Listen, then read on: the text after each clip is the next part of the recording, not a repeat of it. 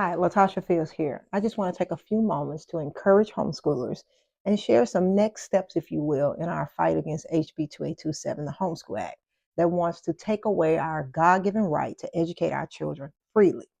On Monday, my husband and I met with Senior Counsel Will Estrada with HSLDA. It was a very informative and powerful conversation around how dangerous this bill is. And let me be very clear, this fight is far from over.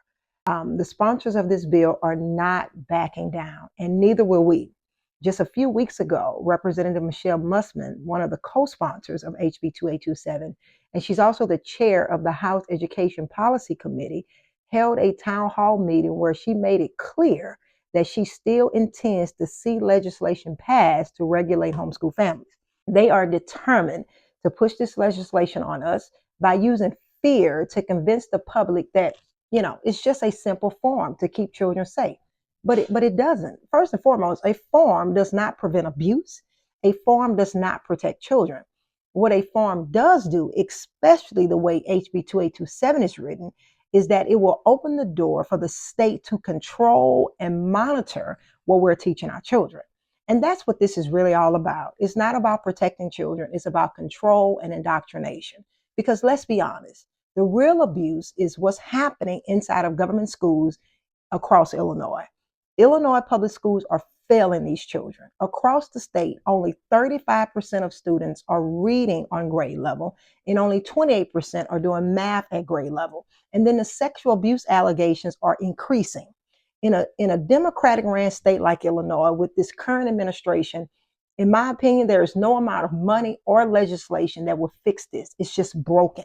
This party has an insatiable appetite to expose children to sexually explicit and inappropriate content, identity confusion, and forcing gender-neutral bathrooms where biological males pretending to be females can enter the locker rooms and bathrooms with your daughters, making government schools unsafe and violent environments for your children. This is what they call education. And now they want to come after us. They want to come after homeschoolers. They want to force us to register, which will pave the way for state interference, curriculum mandates, oversight, and our children becoming the property of the state. This is not about protecting children or accountability. It is about control. So what do we do as homeschoolers? First and foremost, stay prayerful, stay informed, subscribe to updates from HSLDA, ICHE, and even my website, epicforchange.org.